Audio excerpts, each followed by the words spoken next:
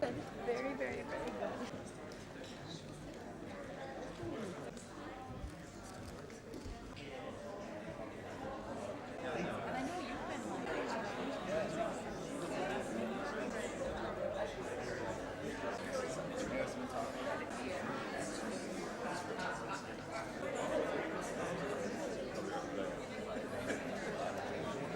I can test that motion. I won't be far away.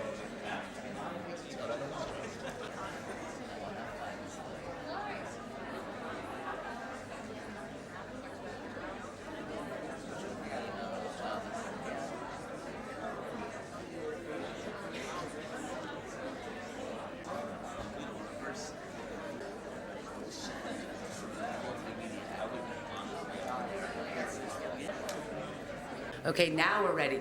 Welcome, everybody. My name is Lisa Hajar. I'm the director of the Prince Alwaleed bin Talal Abdulaziz Alsaud Center for American Studies and Research.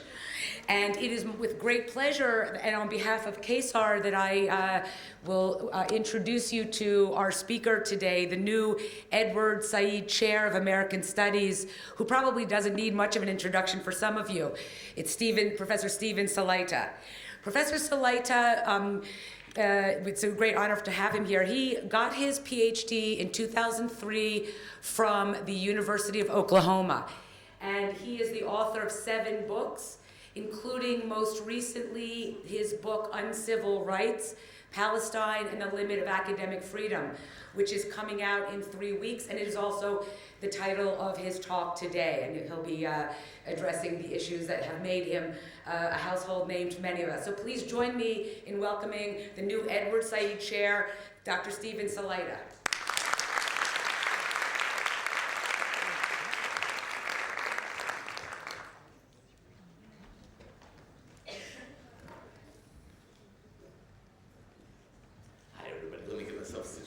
Here. Am I sounding too loud or too low like this, or is it okay? It's okay, great. Before I begin, I've been writing a lot since I arrived in Beirut last month, and so I kind of new things to share with a new audience that I'm both excited and nervous about, but let me thank a few people specifically, but I start by thanking you for deciding to spend your afternoon with me. I'm most honored that you did, and I hope it ends up being worth your while. I want to thank the CASAR program, which is just remarkable. In particular, let me single out Dr. Lisa Hajar for really helping out with the entire process of getting myself from the United States to Beirut, and just being a terrific chair and colleague in the interim, and Dr. Angelina also, and Nancy Batakshi Senora, and Dean Patrick McGreevy of FAS, who's held up, I guess, in a meeting right now, deciding on committee memberships. Has really been a great help to me and my family in getting to Beirut. And then in absentia, I would also want to thank Dr. Alex Lubin, who was a former chair of CASAR, and he was really much of an important conduit between AUB and myself, and those moments in which sort of the possibility of the job was being negotiated. I've had an unusual year. Never could I imagine that I would one day be associated with so much high-stakes drama.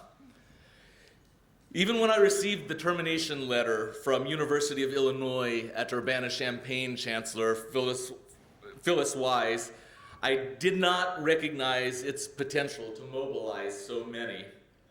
I did immediately recognize, however, that my chances of working as a tenured professor in U.S. academe were suddenly minuscule.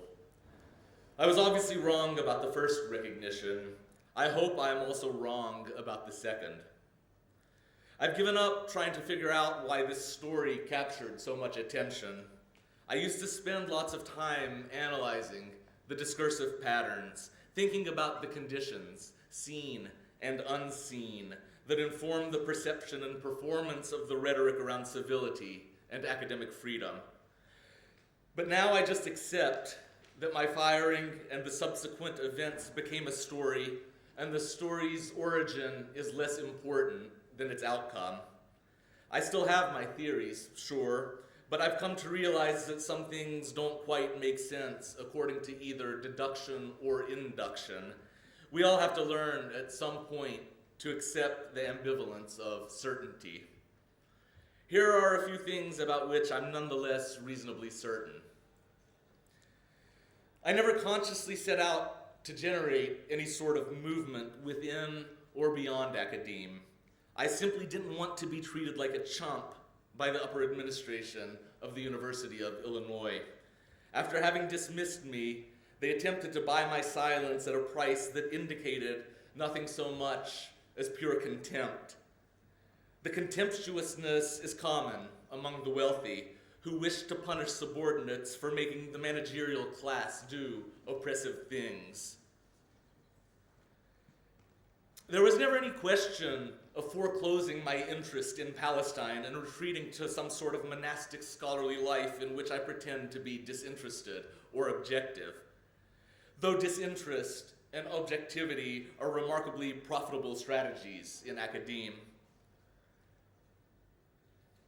I smiled when the chancellor and provost of UIUC both resigned. Both the firing and the university's subsequent decisions and discourses should be read as a clear attack on the American Indian Studies program and part of a larger pattern of managerial hostility to disciplines vested in critique of racism and colonization. The Palestine solidarity community in the United States and worldwide can no longer be ignored. It has been spectacularly effective in pressuring the university and its supporters. Academic freedom is often negligible when it comes to structural critique of racism, colonization, militarism, or state power. We must therefore position our analyses of academic freedom within the systemic phenomena that frame its definition and performance.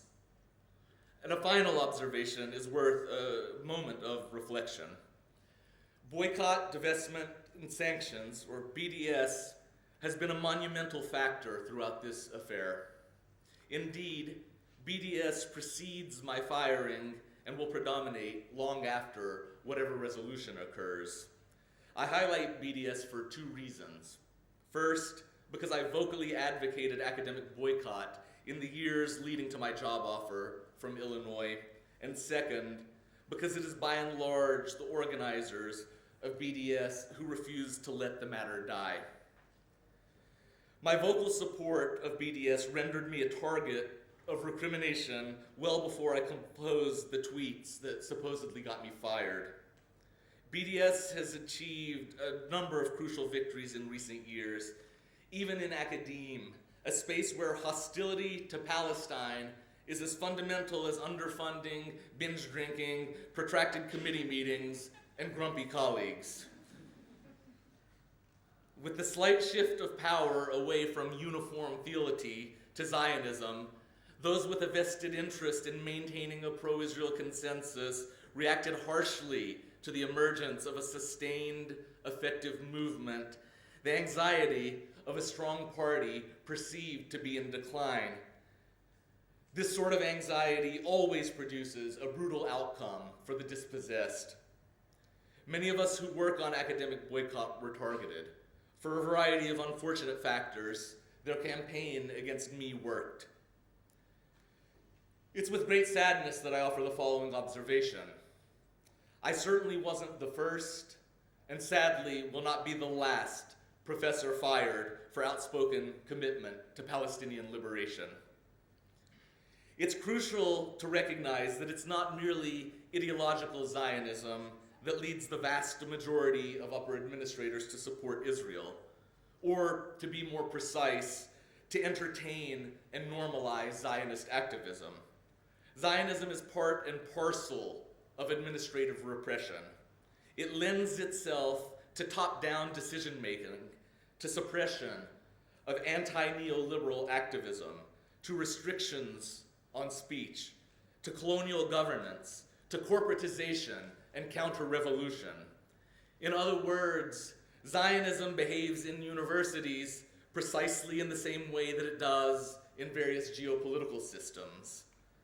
Palestine solidarity represents democratization, grassroots organizing, anti-racism, and decolonization. It's deeply involved in ethnic studies and other subversive fields. An upper administrator need not be ideologically inclined to West Bank settlement in order to make an advantageous selection when choosing sides. I've spoken often of these matters and have a forthcoming book that discusses them in detail. Let me then say a few things, if you're kind enough to indulge me, about what it means to exist in an economy in which one's ability to feed and clothe family is inseparable from his willingness to appease prevailing orthodoxies. This dilemma affects many people in academe, particularly those who exhibit no inclination toward either appeasement or orthodoxy.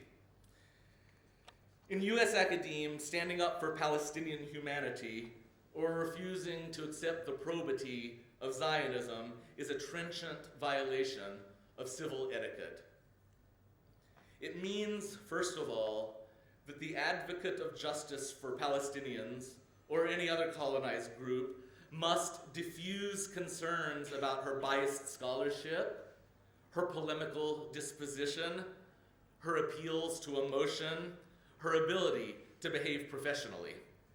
She must assure her anxious superiors that she won't toss stones at Jewish students or facilitate class with a suicide bomb strapped to her torso. Please note that in this formulation, all Jewish students are necessarily Zionist. Those who identify as anti-Zionist escape the precious concern of the punctilious professoriate. They get expelled, as do all anti-colonialists, from the normative spaces of ethno-national consciousness. If punishment for condemning Israel occurs, it is meant to be lifelong. Take my case, for example. Having dispensed of me, Zionist activists aren't content merely to wish themselves a job well done. If I'm competitive for a tenured position in the future, the hiring process will need to be as low-key as possible, because if the folks who got me fired from Illinois get wind of another potential job opportunity, they'll do exactly the same thing. That's one reason why, along with a surfeit of ignorant and racist suppositions, they were so perturbed to hear of my position at AUB. They had no ability to torpedo the hire. Many Zionists detest the mere idea of a critic of Israel earning a living. This perpetual diligence is concordant to the colonization they embrace. Of course they deliver lifetime punishments. Their worldview is dominated by the permanence of the histories from which they benefit. Colonization, to them, is irreversible. The United States, then, can never rightly be considered Indian country because the American nation-building process is both manifest and linear. The same logic prevails in Israel. It leaves no room for the possibility of repossession or redress. It is in this context that the punishment for acts of decolonization must be permanent. The colonizer cannot abide a world in which his authority is less than categorical. The effects of this strategy are wide-ranging. Beyond its codification of conquest as immutable, it results in increased corporate dominion on campus and both formal and informal limits on speech, policed by the managerial class or by arbiters of uncritical convention. This version of self-centered historicizing is why the arguments that I wasn't really hired, proffered only by those with a deep affinity for Israel, is so dangerous. UIUC's supporters, numbering somewhere around 2 or 3 dozen these days, won't simply say, "I hate his politics," and therefore want him fired. Right? They don't say that. They never say that. Right? I've been monitoring. I've been waiting for somebody to say, you know what? I hate the dude. Therefore, I want him to suffer, which would be a much more honest presentation of opinion. Right? So they have to pretend that a higher purpose is in play, that their concern somehow pretends the very survival of our profession. They must maintain a pretense of altruism and rectitude, of standards, a term that has played a critical role in the delegitimization of minority communities. Pretending to support my firing because of reasons other than political speech screws over everybody, not just critics of Israel. It creates new, arbitrary standards for academic hiring protocol. Unsurprisingly, the beneficiaries of this new protocol are upper administrators and politicians.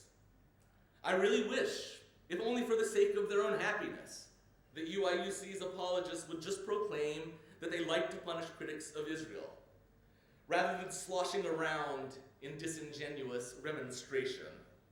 People who work tirelessly to promote a politics they refuse to own must inhabit a remarkably sad existence.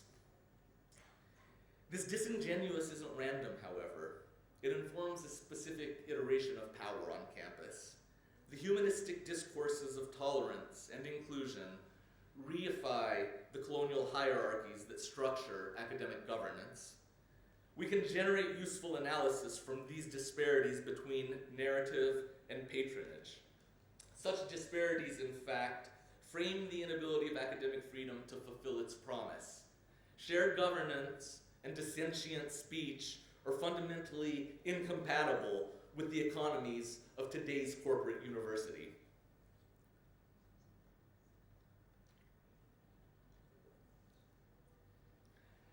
As somebody who recently experienced the fallout of this incompatibility, I'd like to reflect on the implications of losing a job in this profession, especially when it happens so publicly.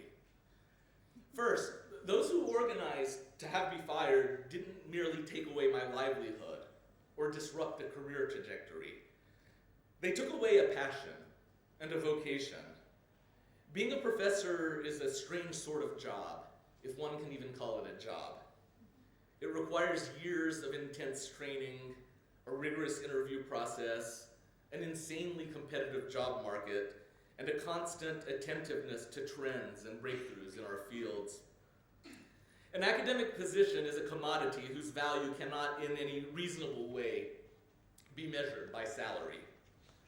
Tenure can provide security, but it also involves precariousness. Once a professor has been removed from a tenured appointment, it is extremely difficult to return to a position of equal or greater quality. So many things have to go well for a hire to come to fruition. The mere appearance of baggage, then, is enough to warn away even the most adventurous suitors. When that baggage involves unpopular political commitments, the opportunities for secure employment shrink from small to minuscule. Our employment, in short, is a way of being, a distillation of life more than a description of lifestyle, easily disrupted and impossible to separate from personhood. In eliminating my job, the University of Illinois also destroyed my identity. And what does colonization desire more than the destruction of alien identities? When I was a little boy, my father, a physics professor, used to call me Prof because I always begged to go to work with him. I adored the rational disarray of his office, the seriousness of all those big people carrying books and calculators, the dusty grooves on the chalk holder, the beige desktops attached to orange plastic chairs. He couldn't get rid of me. The other day, as I prepared to teach my first class at AUB, my 3-year-old son insisted on coming to my office. He grabbed the side of my shirt and refused to loosen his grip, declaring that without his help, I'll never find the office. It's kind of true. He knows campus way better than I do at this point. So he accompanied me to CASAR and explored all the wonderful things that exist in academic buildings: photocopy machines, bookshelves, paper clips, keyboards, water coolers. He cried when I told him he couldn't join me in class. I cried many years ago when my father told me the same. And to this day, I answer my office phone with a gruff, "Salaita," because that's how my father always answered his. I knew from toddlerhood that I wanted to be a professor. I worked damn hard throughout my life to render that desire a reality. I always knew that my vocal support of Palestinian liberation would make it all the more difficult to earn a position in a profoundly restricted market. So I abjured socializing and gossip and sycophancy and instead read and published as much as I could. It's this way for most ethnic, sexual, or racial minorities. We must be way better than mediocre, because mediocrity is generally reserved for the normative.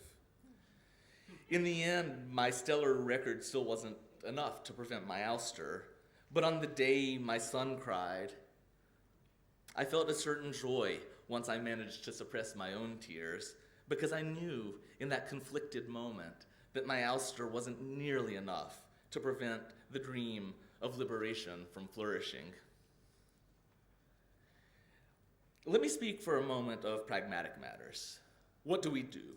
What can we do? How best to proceed? I have no universal answer to these questions because none exists. There are ways to prepare ourselves for struggle, however. In order to produce any sort of victory against centers of power, one must absorb an extraordinary amount of public abuse and private turmoil.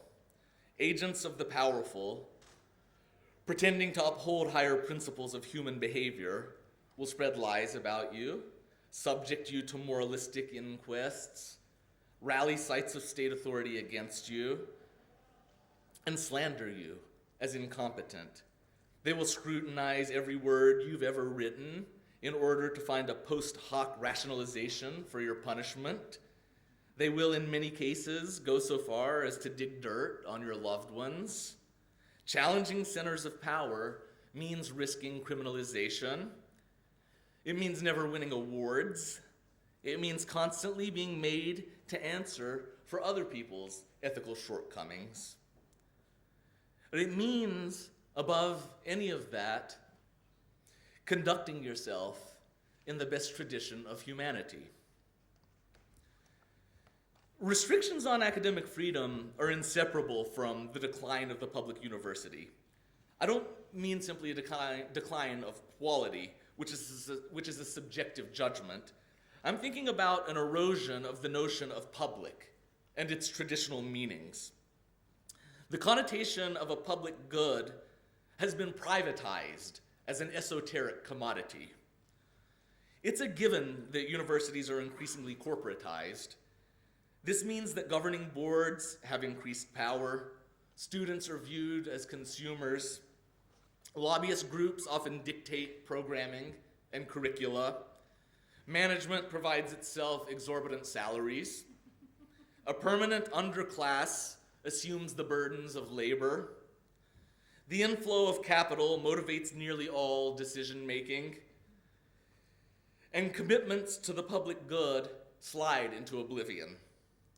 Campus leaders make tremendous amounts of money, as do semi-private contractors in athletics departments and healthcare facilities. Banks earn billions on the interest from student loans, a burden that most graduates are ill-equipped to handle. On whose behalf does the corporate university exist? There are many ways to answer this question.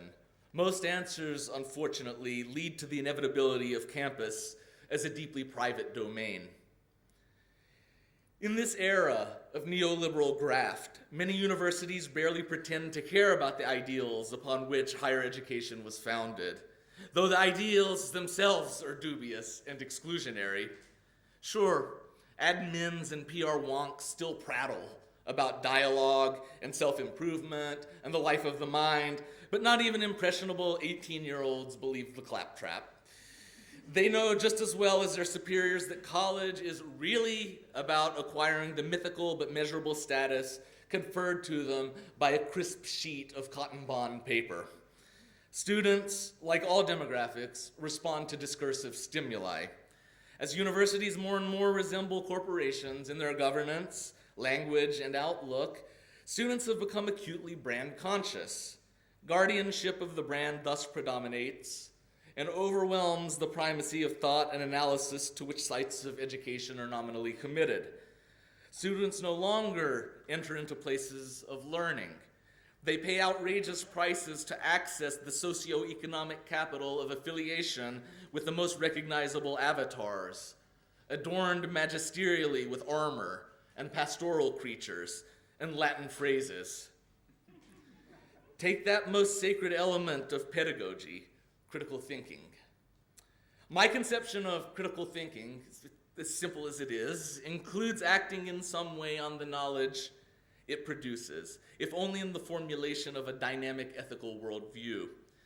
Critical thinking encompasses numerous definitions, but one of the greatest skills it provides is the ability to recognize bullshit. In its better moments, it attempts to undermine whatever bullshit it recognizes. In short, if critical thinking is to be useful, it necessarily endows its practitioners with a reflexive desire to identify and understand the discourses, practices, beneficiaries, and disguises of power. In turn, it engenders a persistent focus on subversion. That sort of focus is low on the list of what the corporate university wants from students.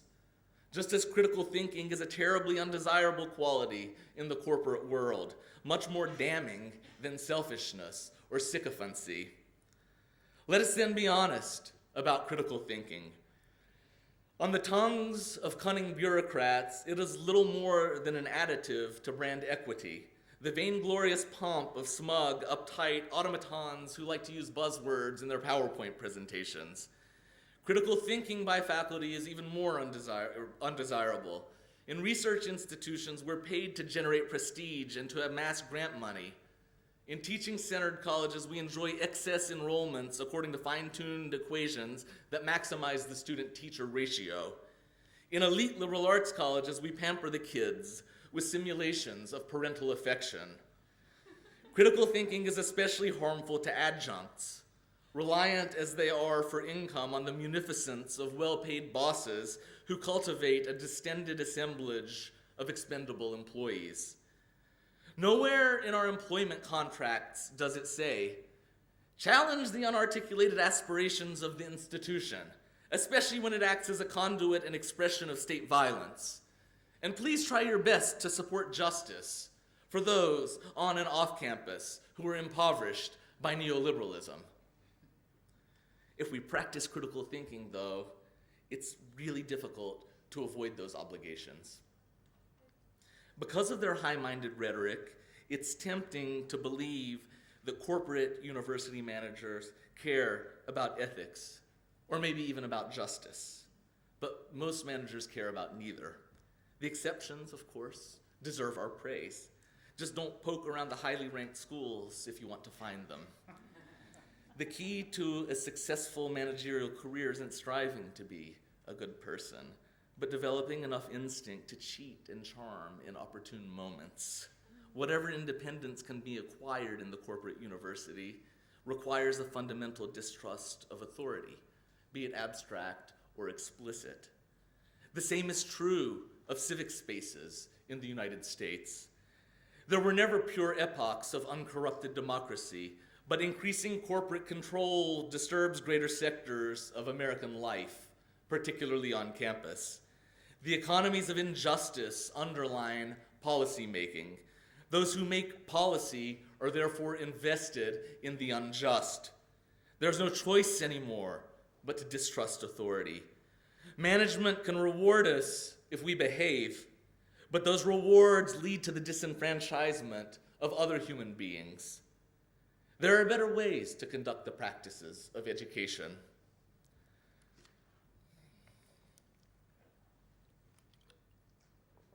Let's consider the state of academic freedom today.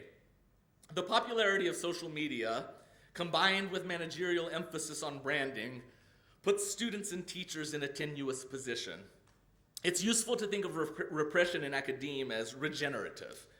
Social media and corporatization, then, are instruments of a long-standing phenomenon. Remember that the banishment of Palestine from respectable academic spaces belongs to a long tradition of comparable suppression. Academe has always been hostile to deviant bodies and bodies of deviant ideas. Deviant ideas, though only political systems steeped in colonial violence consider liberation from military occupation to somehow be aberrant, do not merely offer negligible value to the corporate university. They offer negative value. It is fundamentally impossible for them to survive the marketplace of consumer-oriented pedagogy. In such conditions, it is impossible for critical thinking to flourish. The very purpose of a useful education vanishes, replaced by a sort of vocational training to either conquer or concede the rigors of the capitalist marketplace. Academic freedom increasingly is treated as a commodity rather than a right, a reflection of the values consecrated in the vocabulary of private enterprise: return on investment, efficiency, annual revenue, diversity, best practices, flipped classrooms, digital literacy, buy-in, leverage, synergy, streamlining, sustainability, shareholders, survival strategies, scalability, stratcom, and paradigm shifts.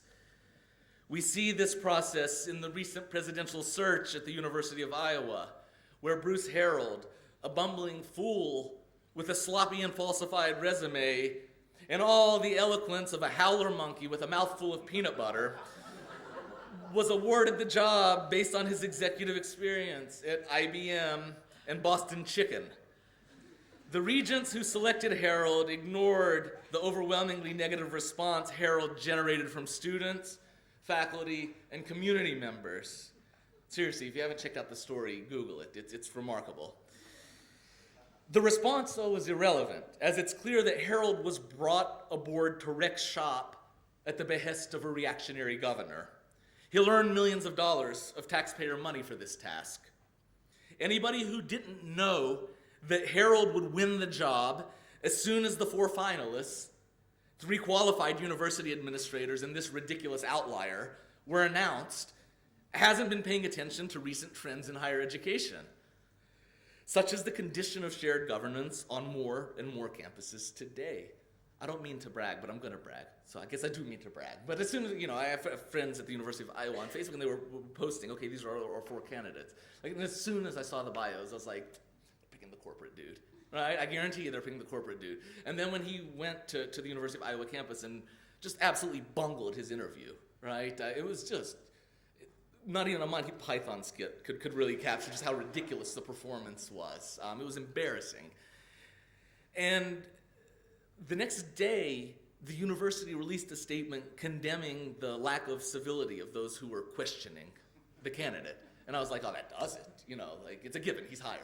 Right? As soon as they released a civility statement upbraiding the faculty for daring to question a job candidate, then you begin to learn, once you analyze these things closely, and I hate to say it, but it's true, that if you sort of gravitate towards the worst possible outcome as the most likely possible outcome, then you're going to be right almost all of the time. I urge us, student, faculty, administrator, community member, to dislodge pedagogy and scholarship from these venal exercises in neoliberal bean counting. I don't simply mean in our practices of teaching and writing, but in our conceptions of what it means to educate and be educated. The vast majority of us love our vocation. In fact, we view it as an avocation. Herein exists the most meaningful principle of university life. Without that principle, we simply have little love to impart and little left to love. When I was an undergraduate, many moons ago, I was a shy, wiry youngster. Well, clearly, I'm no longer wiry, but I do remain shy, painfully so at times.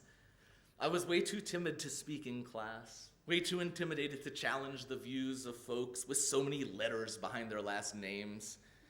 In my silence, I learned lots of interesting things, though that silence disallowed me from educating the educators who themselves still had much to learn. Here are some of the things I learned. My mother is a meek, submissive object devoid of agency.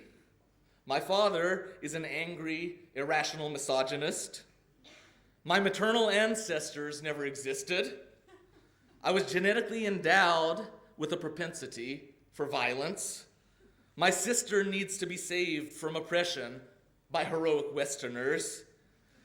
And without serious cultural deprogramming, my graduation into a world of terrorism is all but assured. This kind of education wasn't unique to me. Many Arab and Muslim Americans learned the same things, certainly beyond the classroom, if not inside it.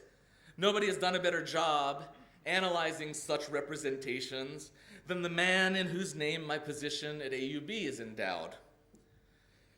I think about this peculiar education whenever I hear upper administrators justify the suppression of ideas based on the need for student comfort and safety. It sounds like a given, student comfort and safety. Of course, we want students to be comfortable and safe. But on whose behalf does this advocacy function? When upper administrators ask us to prioritize student comfort and safety, they generally have in mind only a certain type of student. One wholly invented by the managerial desire to restrict ideas while maintaining an illusion of humanism. The student with whom management is most concerned is the one who provides cover for the prosecution of a neoliberal agenda. Let me put it in simpler terms. One of the major justifications for my firing was the fact that Jewish students would supposedly be unsafe and uncomfortable in my classes. Never mind that in my teaching career I've received exactly 0 formal complaints about my pedagogy, and that it's not a good look to evict academics based on claims entirely devoid of evidence when professing a pious commitment to maintaining academic standards. The narrative does an enormous disservice to actual Jewish students who are made to inhabit the identities of infantilized consumers concocted by management. In this formulation, Jewish students are necessarily one thing, beholden to one way of seeing the world, which is remarkably ironic considering it is nothing so much as a classically anti-Semitic proposition. Jewish students, therefore, are but an exploited demographic formulated to rationalize managerial adherence to Zionism. Let's return to the condition of the Arab and Muslim student in the American classroom. Take any of the countless Zionist ideologues running classrooms. It's possible, likely even, that they support, at least tacitly, ethnic cleansing, military occupation, displacement, home demolition, ethnocracy. In other words, a profoundly undemocratic state whose violations of human rights are widespread and well documented. How are Palestinian, Arab, or Muslim students to feel in one of their classes? Have you ever heard an upper administrator fret about the safety and comfort of these students? What about Native American students? Or working class students? Or undocumented students? The moment a university president publicly affirms the value of Palestinian life, then I might ascribe a semblance of credibility to his concern about Jewish students. The moment a university president offers a single peep about Israel's decimation of Palestinian academic freedom, rather than joining the executive chorus condemning BDS, then I might ascribe a semblance of honesty to her outrage. Until either happens, and they won't happen because the structures university presidents inhabit don't allow them to happen, then we can feel free to treat apprehension about the students as yet another ethical debasement.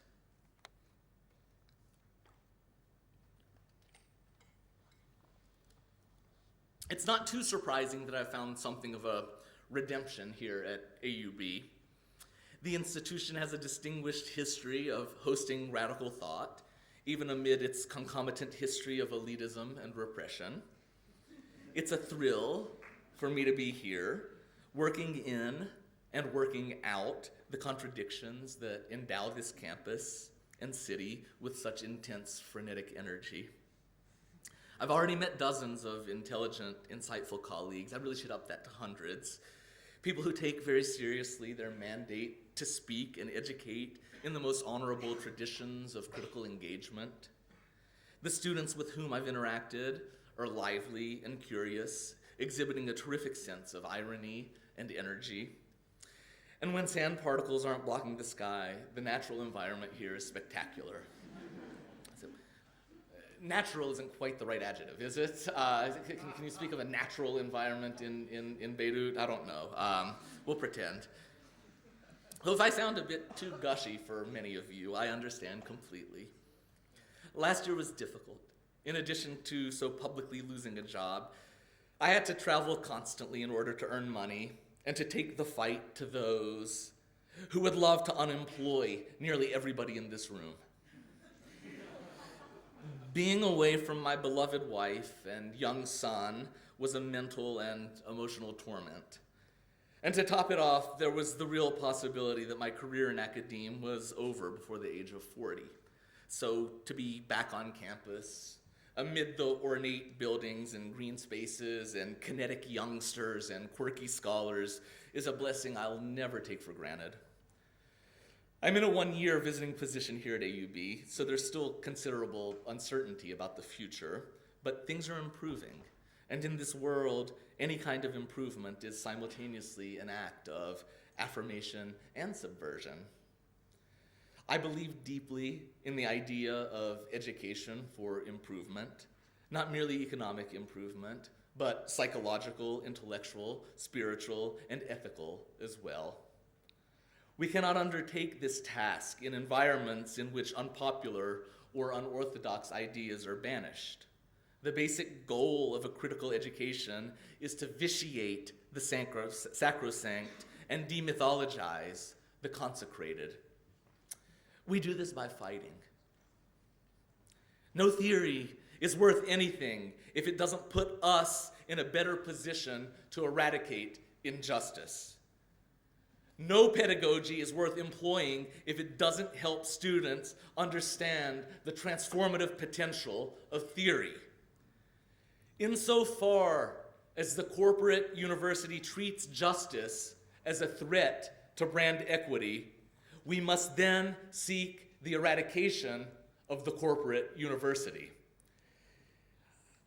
I'm going to go ahead and take as much time as we have for questions and comments. I hope I didn't speak with you too long. A few things I'm going to be calling on folks. I'll try to catch those who raise their hands first. I'll fail, but I'm trying. And if you could please speak up and introduce yourselves and then make your comment or your question. Thank you very much.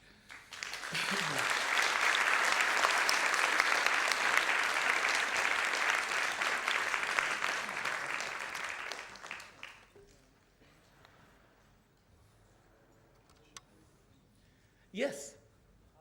Hi, I'm Steve McNamara. I teach law here. Can you comment publicly on your lawsuit and what's going on there? Am I correct in hearing that it survived the motion to dismiss? And what can you say about that? Sure. Yeah, you are correct. It did survive a motion to dismiss, and I'm always nervous speaking in front of lawyers because I know I'm botching everything. We put forward a series of complaints in court against the university, and this happened, if I'm remembering correctly, in January, so some time ago. And a federal judge retained the major portions of that complaint, a violation of First Amendment rights, violation of 14th Amendment rights, which is the right to due process, and included a claim of spoliation of evidence. In other words, we're charging that the university destroyed relevant evidence when it wasn't supposed to have.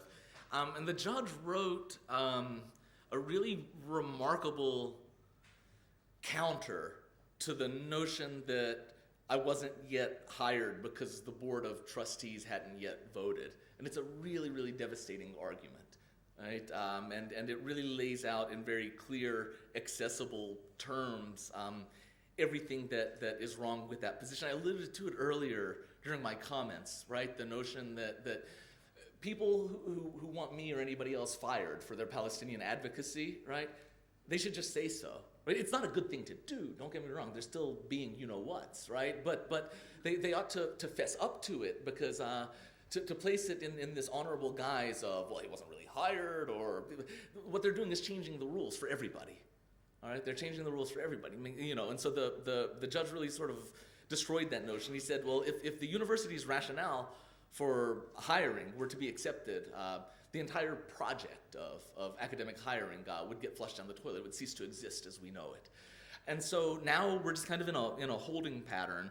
The university recently replaced a system president. That wasn't because of the case. The prior president was slated to resign. And then because of the case, it's also recently replaced a chancellor and a provost. It has a new chair of the board of trustees. So right now, the status of the lawsuit is just kind of waiting for the university to approach us with what it wants or doesn't want to do.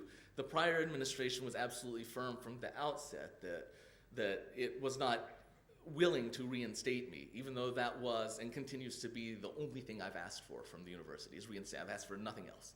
I want to be reinstated to the job for which I was hired. It's that simple. And as pertains to that particular question, we do not know how the university or its legal team is going to respond. So we're just kind of waiting, and then we'll get to the depositions and so forth, probably shortly. Anybody else? Yes, please.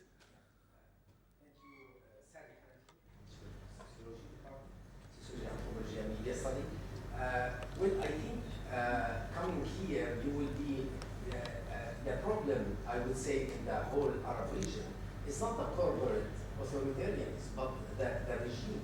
And I would say 92% of university graduates in the Arab world are graduated from national universities where all the administrators come from ruling parties or Wali Court, etc. And we have very different problematic about what is freedom of expression.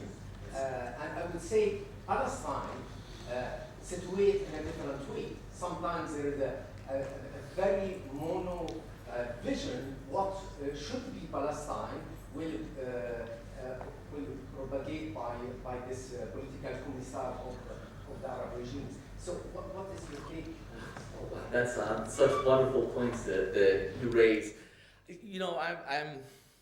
My knowledge of academe in the Arab world is terribly limited. It's just something that I've never been involved with beyond AUB. And AUB, like some other universities in the Arab world, right,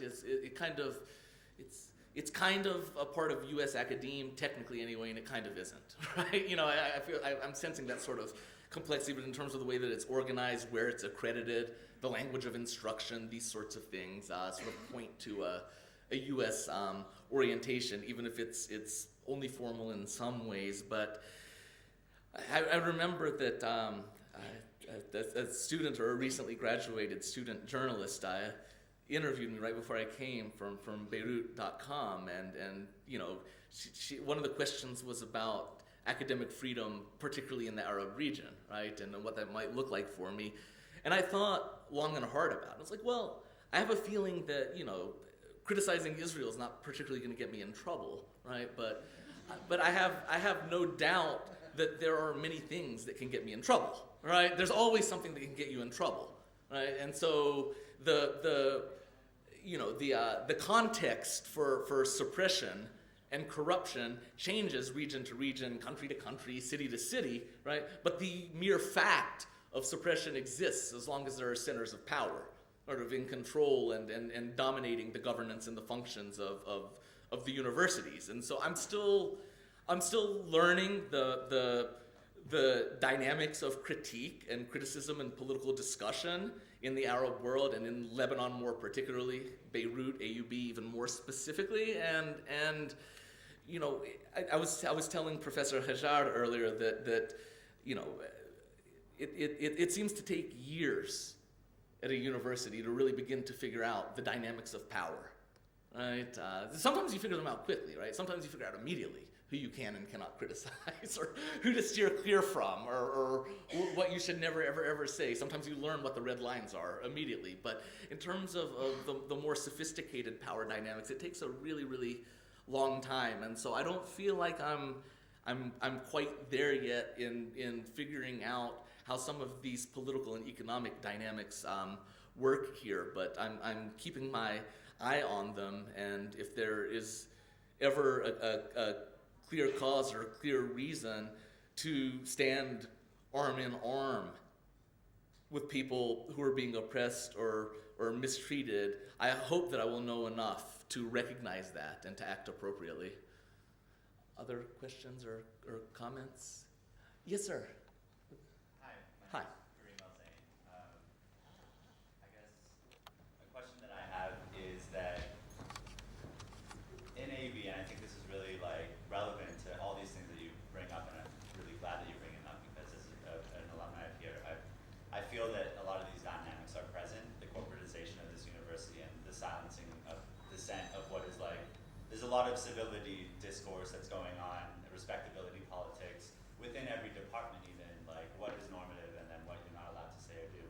And in the last, I think 5 years, 6 years, there's been 2 professors, including one in FAS, that were terminated or not hired, rehired, or continued hired. So how do you, I know that you're only here for a year, but how do you see yourself in terms of like advocating and supporting academic freedom at AUB, especially as it pertains to like activism on campus? Sure. More broadly in Lebanon. Sure, those are fantastic questions. So thank you for coming and for raising them. You know, I'm learning about this specific environment, but I do think that there are some, I guess, universal features of taking up a struggle, and some of those universal features include being in community and solidarity with fellow faculty, making sure, I know, you know, that's kind of a generic answer, but it's deeply important. And I think it's deeply important also to extend that sense of solidarity across, I guess, bureaucratic and logistical divisions. I think it's important for faculty to be in solidarity with students and student activists. And students have, at AUB and any other university, a type of power that they can exercise that the faculty don't necessarily have. And they have to know what that power is, and they have to know how to exercise it. They have to know in what ways they're able to make a difference. Faculty, of course, have certain forms of power that they can exercise to which students don't have access, right? Faculty are very often the first ones in a position to protect students from recrimination, right? And they need to be able and willing to do that. They need to be able and willing to say, we want our students in this space to learn, and one of the ways that they learn, one of the most important ways that they learn, is by being active. Right? That's such a tremendous feature of a university education, is learning how to organize, learning how to write communiques, right?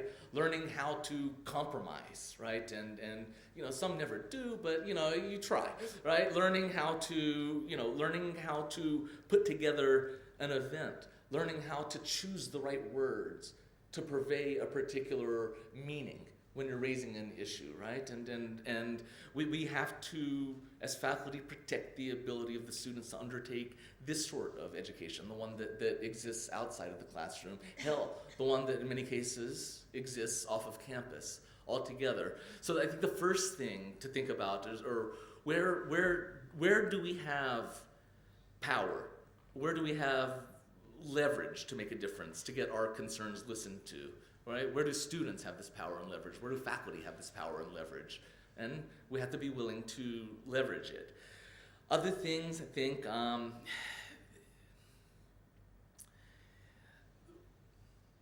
the ways in which effectiveness are assessed and measured tend to have, at the very least, informal mechanisms inscribed within them, right, that damage the career trajectories of the least normative among the faculty, or very often among the students, right? So we've seen dozens and dozens and dozens of studies now that show that white men, right, especially white men who wear blue jeans, right, get higher evaluations than everybody else, right? Women faculty tend to get lower evaluations, not because they're lesser teachers, but because they command lesser respect, even if it's unconscious, right? Black women tend to have an especially difficult time in positions of authority. Here again, I'm speaking to U.S. academia, but it's to raise the point that there's a notion that we can critically and objectively assess, all right, faculty performance, but it's actually assessed and measured in ways that are deeply harmful and reproduce harm, right, against those who have sort of inherent disadvantages within the structure of evaluation. And I think finally, and this is the most abstract point of all, but maybe the most important, that you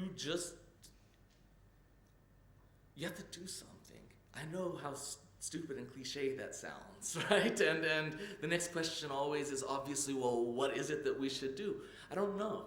You should sit down and think long and hard about what you feel like you're in a position to do, what ways you might be valuable. What can I do or what should I do is not a universal question. We're all in different positions. I can't tell a room of 100 different people, this is what you should do, right? It requires self-reflection. It requires an honest assessment of your own circumstances, an honest assessment of your own power or lack thereof, and sometimes just surviving oppression in an institution is a form of activism. It's the activism of survival, right? So but people have to figure out how they might engage the various structural problems of this or any other institution in ways that can exist in concert with others, that can exist in relationship to other groups beyond your own that are doing similar work, that have a capacity to target a particular issue, and people have to be willing to put themselves on the line, so to speak. They have to be willing to take the criticism.